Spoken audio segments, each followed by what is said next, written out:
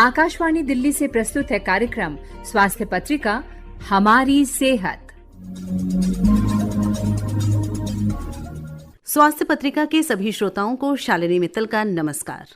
ये सक्षम है, बहुमुखी है और सफल है, कार्यस्थल में गतिशील है और घर के लिए समर्पित है। हम बात कर रहे हैं महिलाओं की। महिलाओं के मल्टीटास्किंग रोल को आसान करने और उन्हें विवेक और शांति प्रदान करने में योग की महती भूमिका है। हमारी सेहत में हमारी आज की प्रस्तुति भेंटवार्ता महिलाओं के स्वास्थ्य हेतु योग का महत्व। योग प्रशिक्षिका ईश्वरी श्रीधर से बात कर रही हैं शालिनी मित्तल। योग स्वस्थ जीवन जीने की एक कला और विज्ञान है।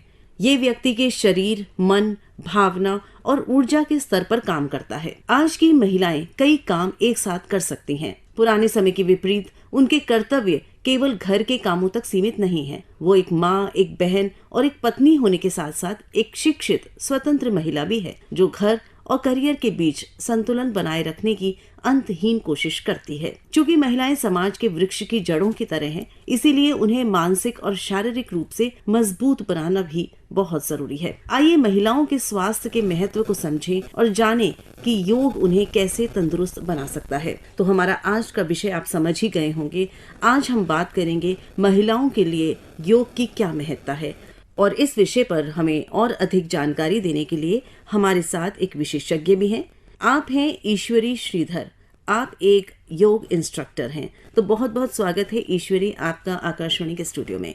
नमस्कार madam, thank you so much for having me here. Yog it's a word, Sanskrit word है ये, जिसका नाम है जोड़ना। किस शरीर और भगवान को, परमात्मा, आत्मा और परमात्मा का जोड़ना, शरीर। और आजकल की महिलाएं, it's a very common issue. All of us are having very very problems, जैसे puberty, menopause, weight loss, back pain problem है, एज रिलेटेड प्रॉब्लम है, पीसीओएस है, हार्मोनल चेंजेस हैं। महिलाओं की ये बहुत सारी समस्याएं हैं जिससे योगा करने से हम ये सब ठीक कर सकते हैं। We can cure. It is 100% said that we can cure. तो आपने बताया कि बहुत सारी समस्याएं हैं, वो तो हैं, क्योंकि हमारी जीवन शैली भी ऐसी है कि आज हम उतना ध्यान अपने पर नहीं दे पाते हैं। चाहे उसको मल्टीटास्किंग कहें, जैसे मैंने शुरू में कहा, महिलाएं पहले जैसे सिर्फ घर पे नहीं काम कर रही हैं, वो बच्चों को भी देखती हैं, घर भी देखती हैं, सारा घर का काम करती हैं, पर अपना करियर भी देखती हैं। इस तरह से समय को बांटना मुश्किल हो जाता है, अपने लिए समय निकालना थोड़ा सा कठिन हो जाता है। मैडम, यही आधा घंटा, 1 घंटा आप अपने लिए जरूर निकालना ही चाहिए मैम। चाहे लेडीज हो, चाहे जेंट्स हो, चाहे बच्चे हो, चाहे for all age group. Breathing exercise, open park में आप ब्रीदिंग एक्सरसाइज कर सकते हैं, एक्सरसाइज दौड़ सकते हैं, थोड़ा रनिंग, स्किपिंग, जो भी है। घर में भी आप, ऐसा नहीं है कि किचन में ही आप कर सकते हैं। जैसे सीटी बज रही है, 10 मिनट हम वहाँ वेट करना पड़ेगा हमें, तो ये ताड़ासन वगैरह आपको जो ईजी है एक्सरसाइज है, घर के अंदर ही आप 10 काउंट कर सकते हैं। प्राणायाम वगैरह तो बैठ के ही करना है। ब्रीदिंग एक्सरसाइज वगैरह थोड़ा शांत मेडिटेशन प्रोसेस में करना है इसको। जो बाकी एक्सरसाइज है, त्रिकोणासन, ये सब आप किचन में, हॉल में, जहाँ पर भी कर सकती हैं। वैसे एडवाइसेबल ये है कि आप बाहर ओपन एरिया में ब्रीदिंग करें तो ही इसका उपयोग मिलेगा, ज्यादा होगा। हाँ, तो बस यही हमारे इस कार्यक्रम का आज मकसद है ईश्वरी जी, कि हम चाहेंगे कि जितनी भी महिलाएं इस कार्यक्रम को सुन रही हैं वो समझें कि इसका कितना महत्व है। और जैसा आपने बताया कि जरूरी नहीं है कि आप घंटा 2 घंटा इस पर अपना लगाएं, आप कम समय पर कुछ ऐसे आसन कर सकते हैं या अपने काम के साथ साथ कर सकते हैं, जैसा आपने बताया, जिससे समय भी बचेगा, लेकिन हाँ, वो आपको बेनिफिट देगा। तो ये मैं चाहूंगी कि आप वो आसन भी हमें बताएं कौन कौन से हो सकते हैं। और साथ ही साथ हम कुछ उन बीमारियों की भी आज चर्चा करना चाहेंगे जिन पे योग अच्छा असर करता है। तो सबसे पहले मैं ये जानना चाहूंगी आपसे कि अगर हम बच्चियों से बात करें, हमारी बच्चियां जो हैं, टीनेजर बेटियां हैं, युवतियां हैं, तो उनमें एक आम समस्या देखने में आजकल सुनने में आ रही है, वो जो है पीसीओएस की समस्या। तो एक तो ये पीसीओएस की समस्या में क्या योग कुछ हेल्प कर सकता है? पीसीओएस के कारण गर्भवती नहीं हो सकती हैं आजकल की महिलाएं, इसलिए क्या किया है हमने, bhujangasana, butterfly, bridge pose, bow pose, dhanurasana, boat pose और चक्की चलाना। उस जमाने में हम लोग चक्की चलाते थे, हाथ से ही आटा पीसना हो, ग्राइंडर, आजकल के जमाने में ग्राइंडर, मिक्सी, ये सब आ गया है। उस जमाने में सब ये हम अपने हाथ से करते थे, इसलिए कोई भी बीमारी हमें नहीं टच किया। तो ये चक्की चलाना पोज, ये सब ऐसा पोसेस है जो by natural it comes, so we have to follow that process. चक्की चलाना, दो पाँव को फैला के 2 हाथ को अच्छी तरह घुमाना है, इस right hand to left hand, left hand to right hand, 5 times you have to do, then only it will come to a state good. ठीक है। तो ये जो हमने बात की PCOS में, इसमें एक आम जो समस्या होती है कि गर्भ धारण करने में युवती को प्रॉब्लम आती है, तो आपने बताया कि ये आसन हेल्प कर सकते हैं गर्भ धारण में। अब हम बात करना चाहेंगे, जैसे हमारी बहुत सारी सुनने वाली जो साथी होंगी वो गर्भवती भी होंगी या अपनी फैमिली प्लान कर रही होंगी, तो एक जनरल ये होता है कि गर्भावस्था में वजन बढ़ता है और फ्लेक्सिबिलिटी भी कम हो जाती है और लोग एक्सरसाइज छोड़ देते हैं। तो मैं चाहूंगी आप बताएं कि ऐसे कौन से आसन हैं जो उन्हें करने चाहिए, कर सकती हैं, और उससे कुछ फायदा होता है क्या प्रेगनेंसी और डिलीवरी के टाइम? देखिए, गर्भवती टाइम में 1 to 3 सेमेस्टर तक जो है वो नॉर्मल एक्सरसाइज आपको कैट पोज, त्रिकोणासन, बटरफ्लाई, बद्ध कोणासन और एंगल पोज, वीरभद्र कोणासन, ये सब आप कर सकते हैं फर्स्ट।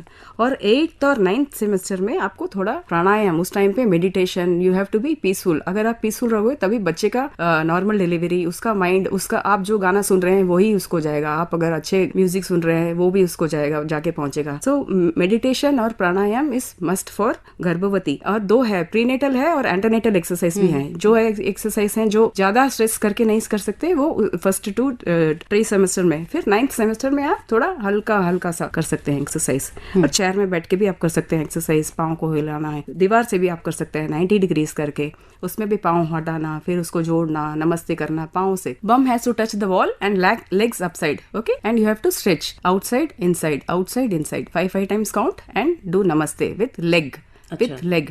हाँ, ओके। अच्छा। उसमें फिर आप बटरफ्लाई कर सकते हैं। जितना आप स्ट्रेच कर सकते हैं उतना बढ़िया है। आपका पेल्विक एरिया है जो थोड़ा नॉर्मल डिलीवरी के लिए ये आपको हेल्पफुल रहेगा और फ्लेक्सिबिलिटी बहुत ज्यादा इंप्रूव हो जाएगी। जी, अगर हम ब्रीदिंग एक्सरसाइजेस की बात करें या ध्यान और मेडिटेशन की बात करें तो आप क्या एडवाइस देना चाहेंगे? हाँ जी मैडम, आप ऐसे हवादार जगह पे सुखासन में पहले बैठ जाइए, उसमें लोम और विलोम करिए, उसके बाद भस्त्रिका कपालपति 5 टाइम्स काउंट आप करेंगे तो आपका इंक्रीज हो जाएगा, ठीक हो जाएगा। चलिए, बहुत अच्छा।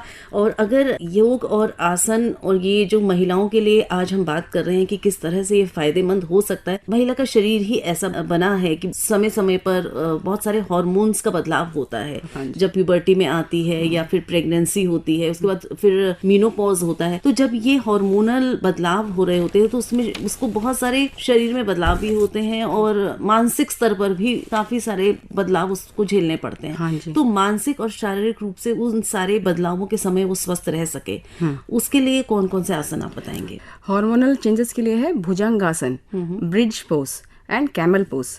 ठीक है, मेनोपॉज टाइम में 90 डिग्रीज पोज, प्यूबर्टी टाइम में ट्री पोज, इसको बोलते हैं, या ये वृक्षासन बोलते हैं इसको, ट्री पोज, हाँ, और ताड़ासन और बाउंड पोज, ये सब आसनास हैं जिसको करने से आपको नॉर्मल प्यूबर्टी, हार्मोनल चेंजेस और मेनोपॉज, ये जो है आप इसको नॉर्मल स्थिति में लेके आ सकते हैं अगर प्रोसेस करेंगे आप तो। अच्छा, मैं ये भी आपसे जानना चाहूंगी कि एक आम जो महिला की समस्या होती है, चाहे वो किसी भी उम्र की हो, वो ये होती है, समस्या तो नहीं कह सकते हो, वो सुंदर दिखना चाहते हैं, प्रेजेंटेबल दिखना चाहते हैं, है ना, और समय नहीं होता है उस पर कि आप ज्यादा वर्कआउट कर सकें।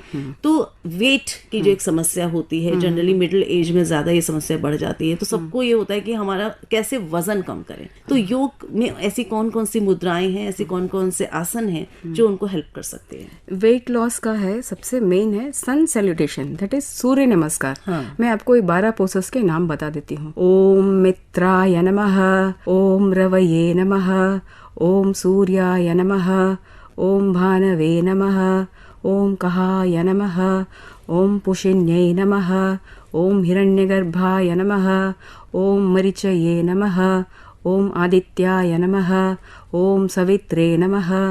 ये 12 पोसेस ऐसे पोसेस हैं, अगर आप इसको करेक्ट फॉलो करें तो कोई सा भी आपको समस्या हो आपका क्योर हो जाएगा।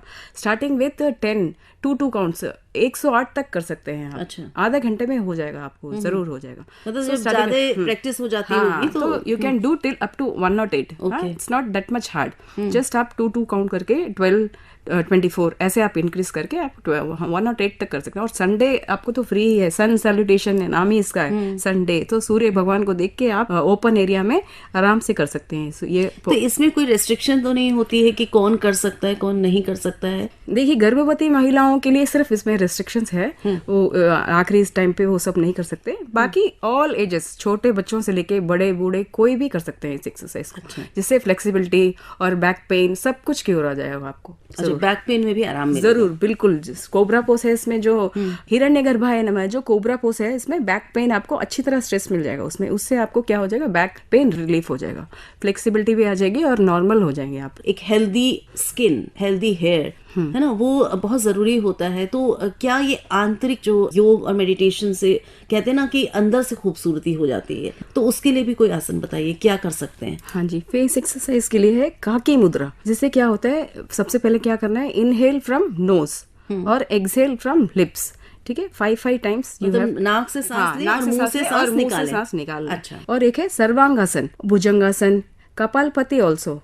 Breathe in, breathe out. You have to touch your ribs while breathe out. Breathe in upside, breathe out with touching ribs. ये सब एक्सरसाइज आप करेंगे तो आपको फेस जो है, और facial exercise from starting from माथे से लेके यहाँ जॉ लाइन तक फुल आपको एक्सरसाइज है।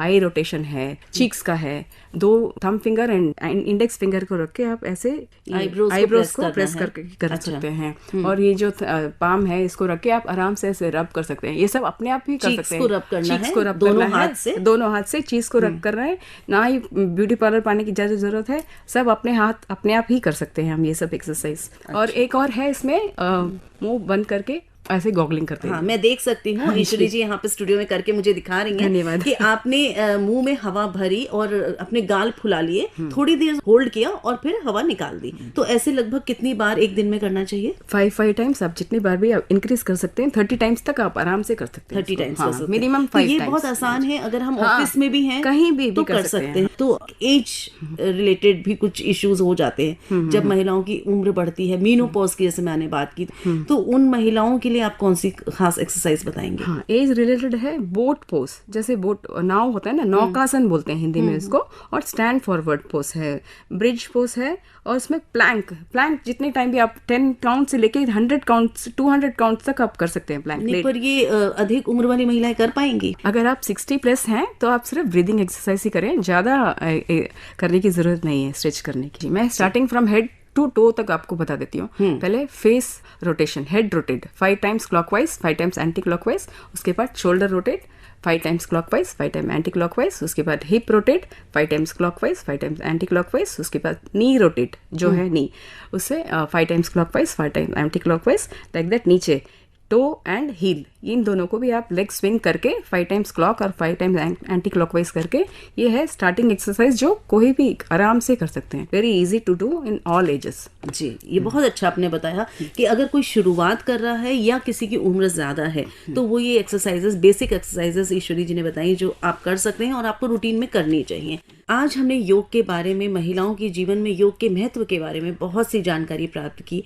और योग और ध्यान बहुत ही सरल व्यायाम है, जिनके बारे में या जिनके साथ अगर हम रहते हैं तो हमें बहुत लाभ मिल सकता है। इसके लिए केवल एक योगा मैट और रोजाना अभ्यास करने की जरूरत होती है, जैसा कि ईश्वरी जी ने अभी बताया। यदि नियमित रूप से अभ्यास किया जाए तो व्यक्ति शारीरिक, मानसिक और आध्यात्मिक रूप से बिल्कुल स्वस्थ रह सकता है।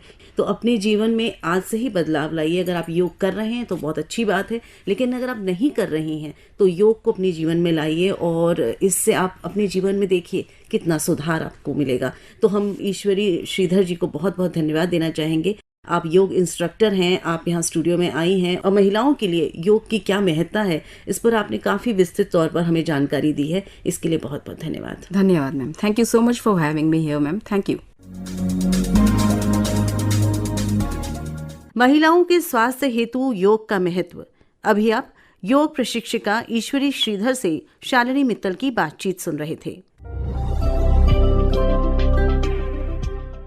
आप सुन रहे हैं कार्यक्रम स्वास्थ्य पत्रिका हमारी सेहत। श्रोताओं, कैंसर के उपचार के दौरान और बाद में मुंह, दांत और मसूड़ों को साफ रखना और भी महत्वपूर्ण हो जाता है। अपने मौखिक स्वास्थ्य को बनाए रखने और बेहतर बनाने के लिए सक्रिय कदम उठाकर हम इन जोखिमों से काफी हद तक बच सकते हैं। अधिक जानकारी दे रही हैं हमारी विशेषज्ञ दंत चिकित्सक डॉक्टर सोनिया दत्ता। विषय है कैंसर उपचार और मौखिक स्वास्थ्य। भेंट करता है रश्मि गुप्ता। आज के समय में कैंसर के रोगियों की संख्या लगातार बढ़ती जा रही है, लेकिन उसके बावजूद कैंसर के उपचार के दौरान कैंसर रोगियों को मौखिक स्वास्थ्य पर ध्यान देना बेहद जरूरी हो जाता है। कैंसर के उपचार से पहले भी, कैंसर के दौरान भी और कैंसर के इलाज के बाद भी। और आज इसी विषय में हमारे साथ बातचीत करने के लिए हमारे साथ उपस्थित हैं डॉक्टर सोनिया दत्ता, जो दंत चिकित्सक हैं। तो डॉक्टर साहिबा, बहुत बहुत स्वागत है आपका। धन्यवाद। तो आज का हमारा विषय है ओरल केयर इन कैंसर पेशेंट्स, यानी कैंसर रोगियों के उपचार के दौरान मौखिक स्वच्छता और उसका समाधान। तो डॉक्टर साहिबा, सबसे पहले मैं आपसे यही पूछना चाहूंगी कि क्या कारण है कि कैंसर पेशेंट्स को मौखिक स्वास्थ्य के प्रति जागरूक होना जरूर चाहिए? देखिए, मुंह से हम खाना खाते हैं जी, ठीक है, बोलते हैं, बोलने के लिए, पर्सनालिटी के लिए, खाने के लिए मुंह बहुत जरूरी है जी। तो कैंसर चाहे सर से लेकर पैरों तक किसी भी अंग का कैंसर हो, लेकिन समस्या अगर होगी तो उसका असर सीधा मुंह पर, दांतों पर, जीभ पर, मसूड़ों पर, गाल पर, होंठों पर, जितना भी हम ये ओरल कैविटी कहते हैं जी। इस पे असर पड़ेगा जी। ठीक है। तो ये समस्याएं कुछ भी हो सकती हैं, जैसे खाने संबंधित, खाने की परेशानी हो सकती है, बोलने की परेशानी हो सकती है, मुंह में छाले हो सकते हैं, होंठ फट सकते हैं जी। मुंह का सूखापन, जिसे हम जीरोस्टोमिया या ड्राई माउथ कहते हैं, जी, जी। जो मुंह में लार या सलाइवा बनता है, जी। वो मुंह सूखा सूखा लगना बिल्कुल। शुरू हो जाता है, जिससे खाने में टेस्ट नहीं आएगा। जी। दांतों में सड़न, कैविटी की समस्या बन जाएगी, जी। खाना निगलने में, चबाने में दिक्कत आएगी। जी। तो डॉक्टर साहब, जैसे आपने बताया कि इस तरह के परिवर्तन हमें देखने को मिलते जी हैं, हाँ। तो क्या इनसे किसी तरह की समस्या आगे भी बढ़ सकती है कैंसर पेशेंट्स को? देखिए, कैंसर पेशेंट का जब इलाज होता है उससे पहले उसका डायग्नोसिस होता है जी। ठीक है। डायग्नोसिस से लेकर और जब ट्रीटमेंट प्लान करते हैं, और ट्रीटमेंट के दौरान और ट्रीटमेंट के बाद भी, तो फुल ड्यू कोर्स इसमें पूरे समय के लिए उसे एक constant cancer care giving team देख रही है जी। तो एक डेंटिस्ट जो है उसका एक अभिन्न हिस्सा है। तो आप जब कैंसर का ट्रीटमेंट प्लान भी करते हैं, उससे पहले ही एक पूरा डेंटल चेकअप, बहुत अच्छे से कंप्लीट डेंटल चेकअप होना चाहिए। ओके। इसमें कोई एग्जिस्टिंग प्रॉब्लम है जो ऑलरेडी प्रेजेंट है, चाहे वो दांतों की सड़न हो, मसूड़ों की समस्याएं हो, पहले से मुंह में छाले हैं, टूटे फूटे हिलते हुए दांत हैं, बहुत सीवियर डेंटल इन्फेक्शन है जो आगे चलकर बहुत बड़ा कारण हो सकता है। अगर कैंसर मुंह का ही है, गले का है, तो नेचुरली वो बहुत जल्दी पकड़ में आ जाता है। लेकिन शरीर के किसी और अंग का भी कैंसर हो तो उसके बाद हमें एक ट्रीटमेंट की डिफरेंट मोडालिटीज हैं, इंटरवेंशन, चाहे वो कीमोथेरेपी है, सर्जरी है, रेडिएशन है, इम्यूनोथेरेपी है, लेजर थेरेपी है, हार्मोनल थेरेपी है, कोई भी थेरेपी चल रही है, उसका जो असर है वो सीधा मुंह पर पड़ेगा, है ना जी। तो इसके लिए हमको हिलते हुए दांत हैं जो बचाए नहीं जा सकते, उनका निकालना बहुत जरूरी है। क्योंकि जब ट्रीटमेंट शुरू हो जाती है, ऐसी कोई भी अगर एक्सट्रैक्शन हो,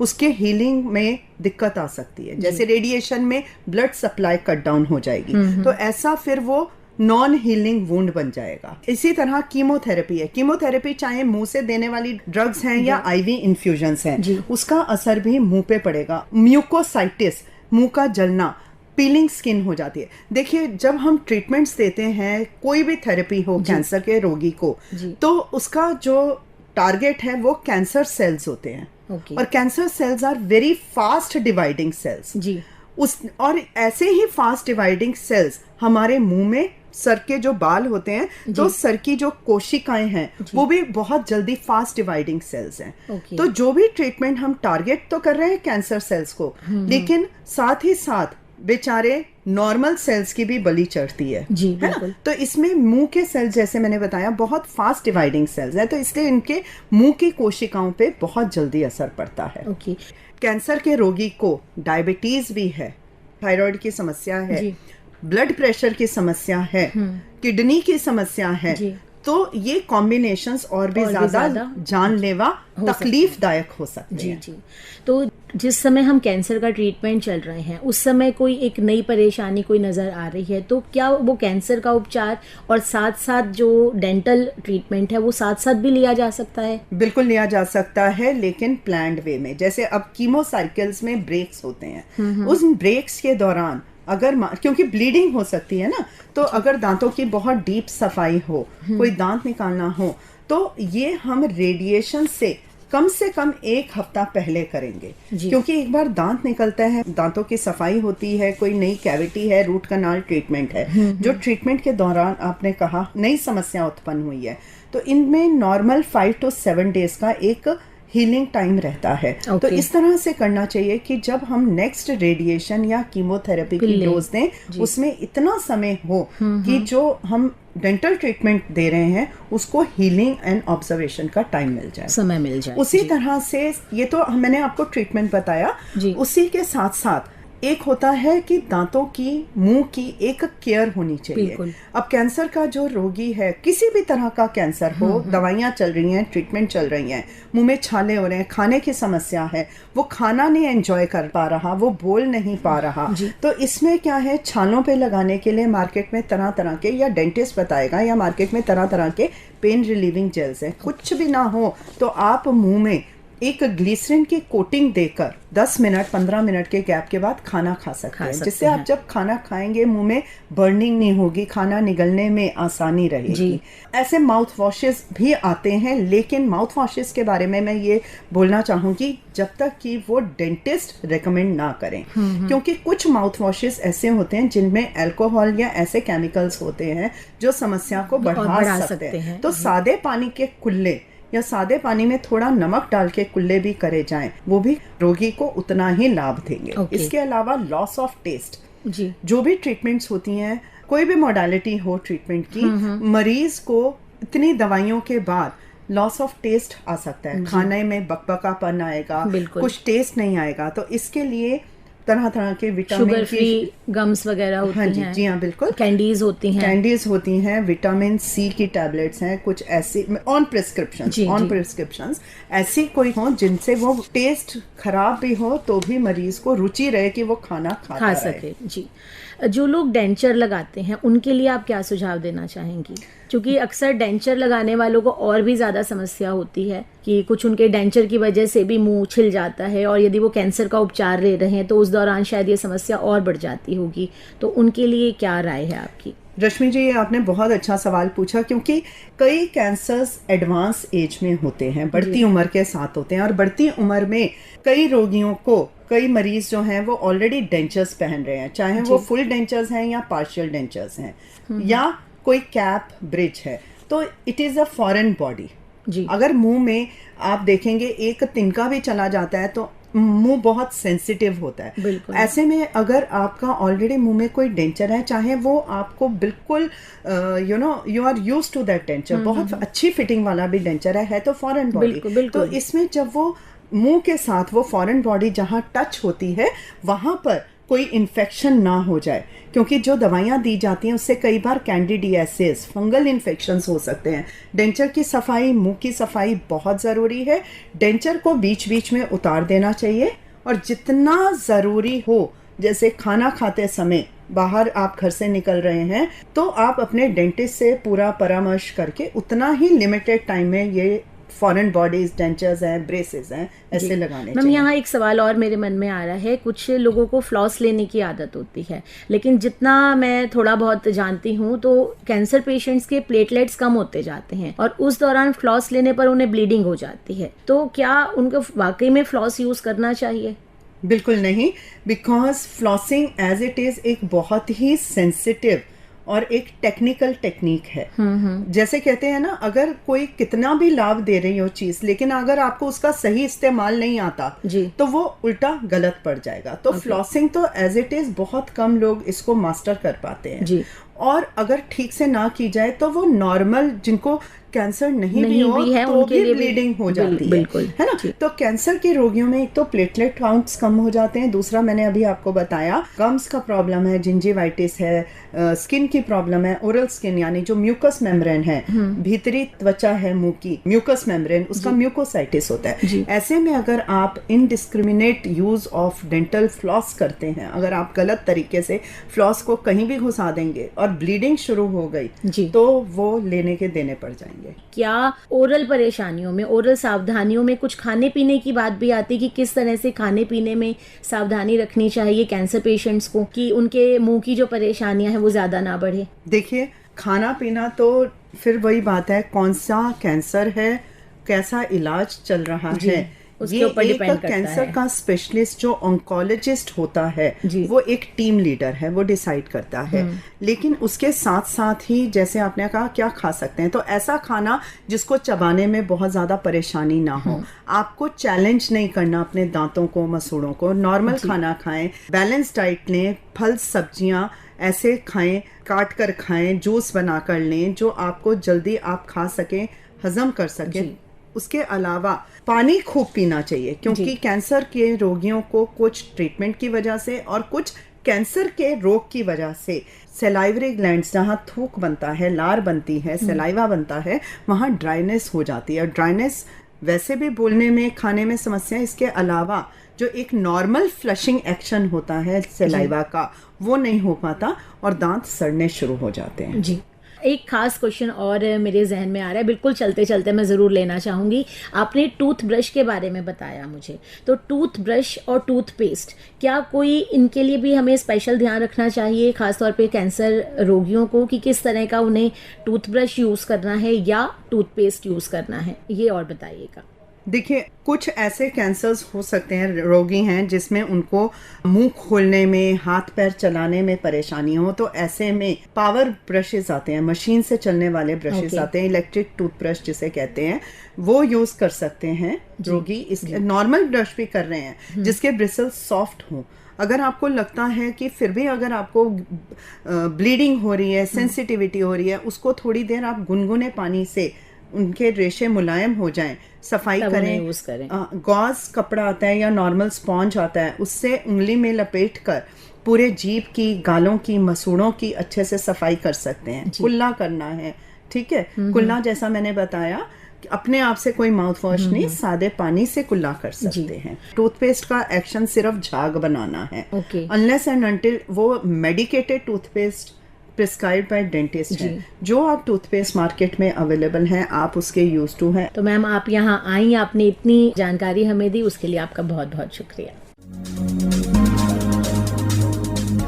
कैंसर उपचार और मौखिक स्वास्थ्य। अभी आप दंत चिकित्सक डॉक्टर सोनिया दत्ता से ली गई ये भेंटवार्ता सुन रहे थे। आपसे बात कर रही थी रश्मि गुप्ता। इसी के साथ आज की स्वास्थ्य पत्रिका हमारी सेहत अब यहीं समाप्त होती है। फिर मिलेंगे अगली बार, तब तक के लिए स्वीकार करें हमारा नमस्कार।